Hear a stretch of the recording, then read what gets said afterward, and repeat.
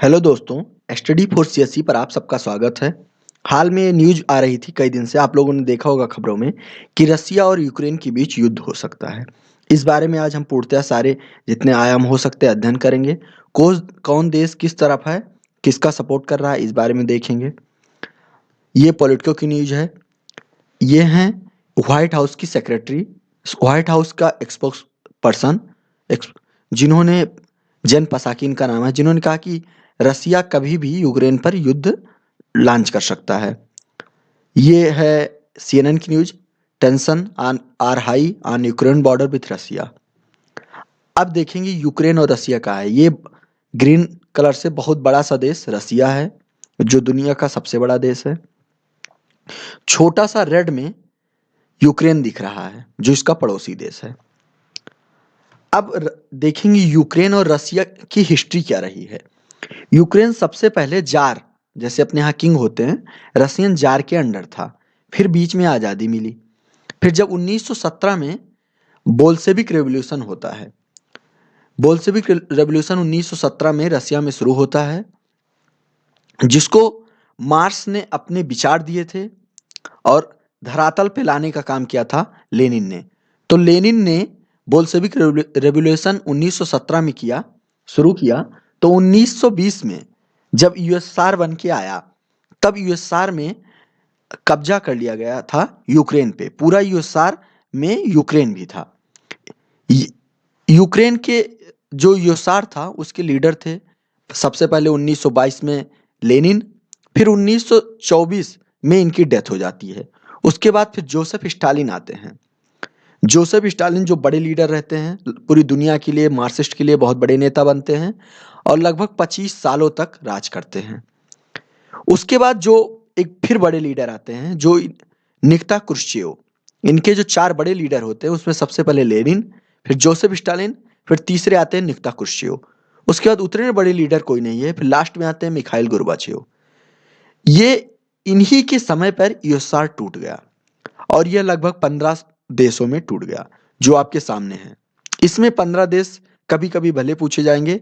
ये है 6 number Kazakhstan, ये 12 नंबर तजाकिस्तान, ये है किर्गिस्तान, ये है 15 उज्बेकिस्तान, ये 13 है तुर्कमेनिस्तान। ये 5 देश सेंट्रल एशियन देश हैं। ये यूएसएसआर से टूटे हैं। ये है Armenia 1 number, 2 number Azerbaijan, 5 number Georgia. ये भी 3 देश टूटे। इन्हें कॉकेसस कंट्री बोला जाता है। इधर 3 देश इंपॉर्टेंट है और 3 छोटे देश हैं, उतने इंपॉर्टेंट नहीं है। एक है 14 नंबर यूक्रेन, ये भी यूएसएसआर से टूटा। 3 नंबर बेलारूस, 10 नंबर मोल्डोवा। ये 2 देश और रसिया, रसिया इसकी पेरेंट कंट्री बनी। और ये तीनों देश इस समय बहुत ज्यादा हॉस्टाइल स्टेज में हैं। ये सारे देशों की पढ़ लीजिएगा, फोटो मैंने लगा दी है। कौन कौन से देश टूटे कभी कभार पूछ लिया जाएगा, इसलिए आप लोग पढ़ लीजिएगा। अब हम देखेंगे कि यूक्रेन और रसिया में जो इस समय झड़प हो रही है वो क्यों हो रही है। तो इसका एक कारण है कि जो वेस्टर्न यूक्रेन, ईस्टर्न यूक्रेन, 2 भागों में बट गया है यूक्रेन। इसका क्योंकि जो यूक्रेन है, खास करके वेस्टर्न यूक्रेन, यहाँ पर यूक्रेनियन भाषा बोली जाती है। जो प्योरली रेड ये एरिया है, यहाँ पर लगभग 50% ज़्यादा लोग यूक्रेनियन बोलते हैं। और जो ये हल्का लाल रंग है, इसमें तो 90% के ऊपर लोग यूक्रेनियन बोलते हैं। लेकिन जो ईस्टर्न इलाका है, जो ईस्टर्न यूक्रेन है, यहाँ पे मोस्टली रसियन है। और रसियन स्पीकिंग खास करके 2 इलाकों में बहुत ज़्यादा हैं, लगभग 80% के आसपास। एक है लुहांस और एक डोनेटस्क। इन रीजन को डोनोबास रीजन बोला जाता है। इन 2 प्रोविंस में, एक है लुहांस और एक डोनेटस्क। इन दोनों में रसियन स्पीकर होने ज़्यादा होने के वो लोग अपने आप को रसिया से ज़्यादा नज़दीक पाते हैं और वो यूक्रेन से आज़ादी चाहते हैं। इसलिए यहाँ पे एक मूवमेंट, सेपरेटिस्ट मूवमेंट चल रही है डोनबास रीजन में। और जैसे अपने यहाँ पीओके कब्जा है पाकिस्तान की मदद से, वहाँ के जो सेपरेटिस्ट लीडर हैं, वैसे रसिया की मदद से यूक्रेन के लोग ये कब्जा कर रखे हैं, डोनेटस्क और लुहांस्क एरिया का इतना एरिया, ये यूक्रेन। अब यूक्रेन इसको छुड़ाना चाहता है, लेकिन जब जो ये भी एरिया है उनका, जो बचा एरिया, यहाँ के लोग भी आज़ादी चाहते हैं। जैसे हमारे बचे जो कश्मीर है, जो कश्मीर है, वो पीओके की अपेक्षा यहाँ भी लोग प्रोटेस्ट करते हैं कि आ जाए, वहाँ भी लोग प्रोटेस्ट करते हैं, आज़ादी चाहते हैं। तो क्या होता है, बार बार वहाँ पे वायलेंस होता है जिससे लोग मरते हैं। तो उसी वायलेंस की एक तस्वीर मैंने लगा रखी है। अब क्या होता है इसकी हिस्ट्री में, जब ये 1991 में यूक्रेन से टूटता है, रसिया से टूटता है, यूक्रेन अलग देश बनता है, तब काफी ठीक चल रहा होता है, न यू का पार्ट बनता है न नाटो का पार्ट बनता है। 2014 में रसिया क्या करता है, यूक्रेन पे अटैक कर देता है। इसका जो एरिया है क्रीमिया, ये छोटा सा यूक्रेन का पार्ट था क्रीमिया, ये छोटा सा दिख रहा, यहाँ पे अटैक कर देता है, क्योंकि यहाँ पे जो 77% बोलने वाले लोग हैं वो रसियन बोलते हैं।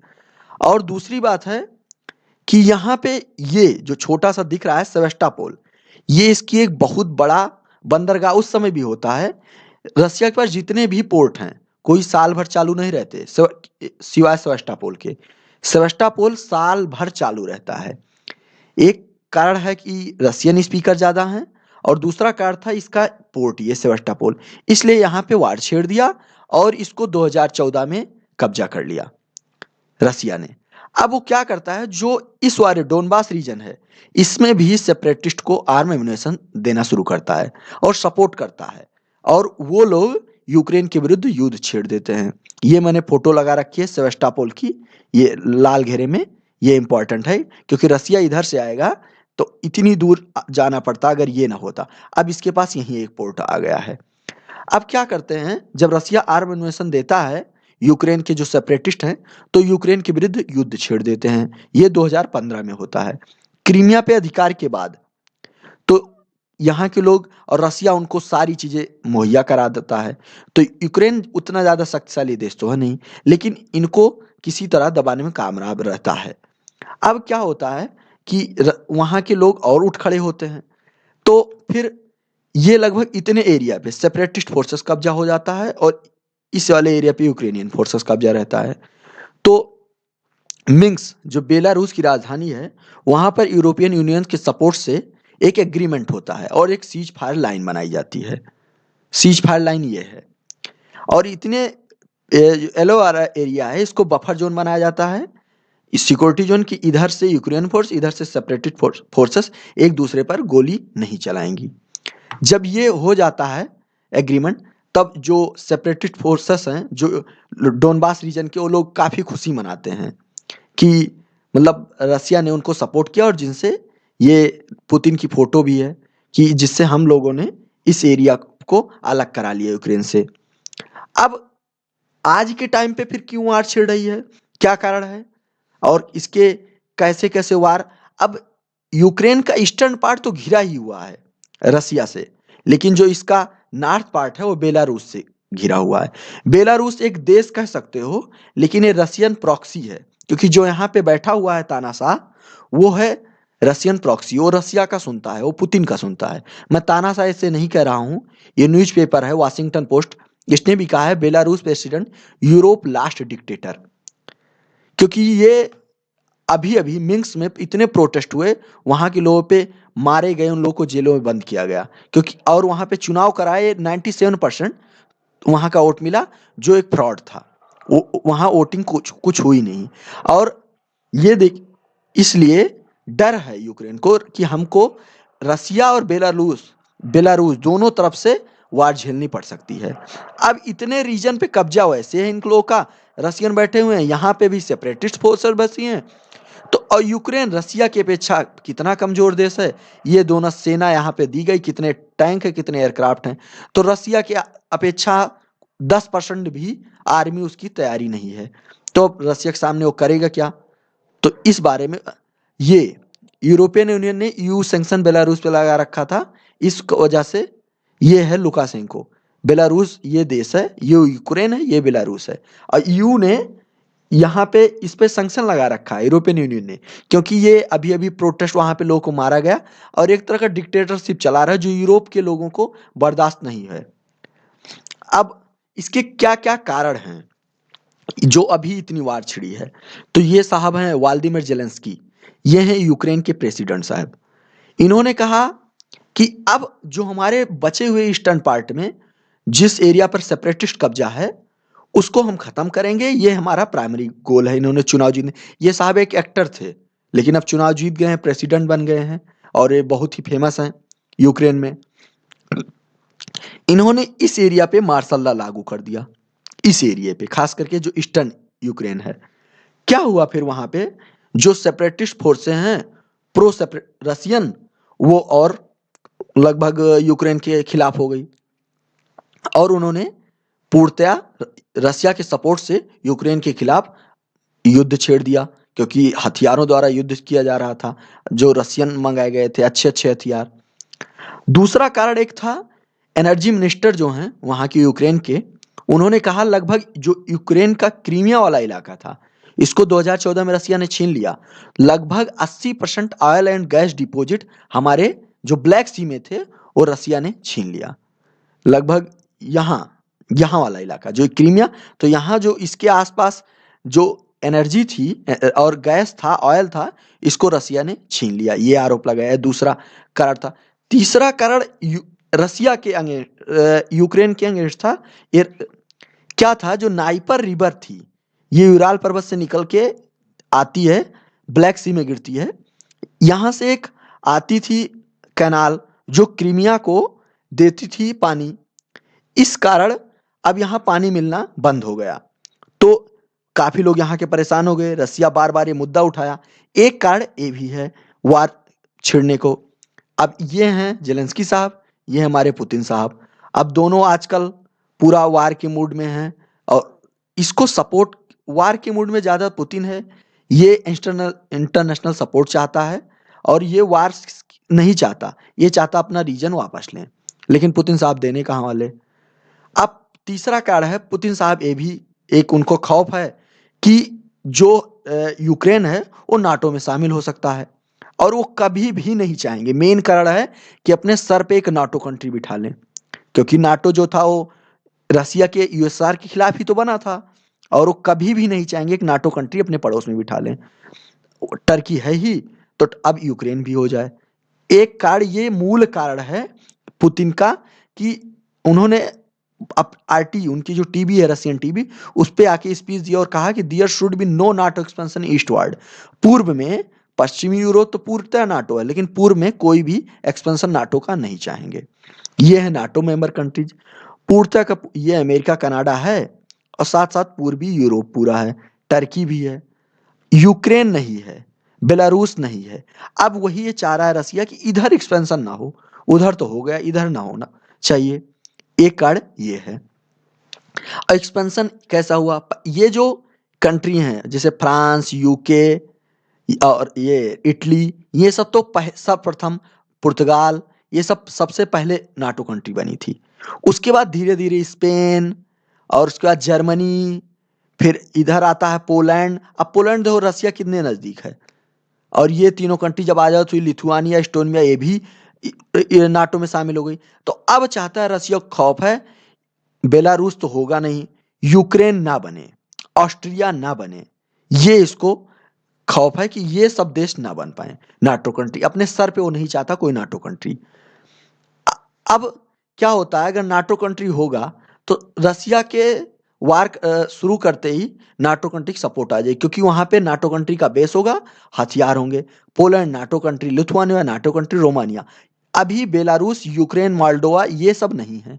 अब कोई सर पे ही आके एकदम बैठ जाएगा यूक्रेन में और यहाँ पे बेस बना लेता है अमेरिका, तो रसिया के लिए कितनी बड़ी खतरा हो। जैसे हमारे लिए चाइना ग्वादर में आके बैठ गया और नीचे श्रीलंका में आके बैठ गया, ये हम लोग बर्मा में आके बैठ गया क्याकफू। तो ये जैसे हमको डर है वैसे रसिया को डर है कि ना आके बैठे और ये नाटो में शामिल ना हो। ये है नाटो, जेंस स्टोल्टनबर्ग, ये नाटो प्रेसिडेंट। अब इन्होंने इस सब पे क्या बयान दिया है, ये कह रहे हैं कि नाटो रसिया एक काउंसिल है, वो चाहते हैं आके यूक्रेन मुद्दे पे बात करें और इस जो हॉस्टाइलिटी है उसको हम रिमूव करें या उसको कम करें। और ये सबको फोन करते हैं, ब्लिंकन साहब को जो फॉरेन सेक्रेटरी हैं यूएस के, और यूके के टसलिस्ट को, इन सबको कॉल करके एक बना रहे हैं कि मतलब हम लोग यूक्रेन पे एक बात पूर्णतया रसिया को समझा सकें कि हम लोग यहाँ नाटो एक्सपेंशन नहीं कर रहे हैं। अब रसिया लेकिन किसी भी बात को सुनने को तैयार नहीं है। उसको डर है कि यहाँ पे कोई बेस बना सकता है अमेरिका। अब अभी अभी कुछ दिन होके जब ये टेंशन हुई, तब एंटोनी ब्लिंकन साहब क्यू होके आए। क्यू जो है यूक्रेन की राजधानी है, और वहां से वो बर्लिन गए, जो European union, Berlin Germany, European union और नाटो दोनों का पार्ट है। उसके बाद फिर जो जेलेंस्की हैं यूक्रेन के प्रेसिडेंट, वो मिलने गए थे जॉ बिडेन से। उन्होंने क्या किया, मिले, तो अभी टेंशन के बाद तो जॉ बिडेन साहब तो कितने कमजोर प्रेसिडेंट हैं ये तो पूरी दुनिया ने देख लिया। उन्होंने ये कहा कि severe sanction will be imposed if Russia invade Ukraine. मतलब अगर रसिया यूक्रेन को इन्वेड करता है तो हम रसिया पे सैंक्शन लगा देंगे। भाई साहब, इनको ये चाहिए, यही तो 2014 में इन्होंने किया था। रसिया जब क्रीमिया पर अटैक करता, क्रीमिया को हथिया लिया, तो ईयू ने क्या किया, सैंक्शन लगा दिया। अमेरिका ने क्या किया, सैंक्शन लगा दिया। उस सैंक्शन से कुछ रसिया का बिगड़ा तो नहीं। वो जो यूरोप से लेता था वो चाइना से ले रहा है, बल्कि चाइना के नजदीक हो गया। और ये भारत के लिए भी खतरा है कि चाइना के कितनी ज्यादा नजदीक रसिया बढ़ता चला जा रहा है। इनको चाहिए कोई कठोर स्टेप लें और साफ साफ रसिया को समझाएं कि आप यूक्रेन पे किसी भी तरह की हॉस्टिलिटी नहीं दिखा सकते। लेकिन ट्रंप होते तो मैं पूर्णतः बता रहा हूं कुछ ऐसा होता, लेकिन बाइडेन साहब कुछ अभी तक नहीं कर रहे। अब ये देखेंगे रसिया और किसकी तरफ है, यूक्रेन को। रसिया की तरफ चाइना उतने खुल के सपोर्ट नहीं कर रहा है, लेकिन है।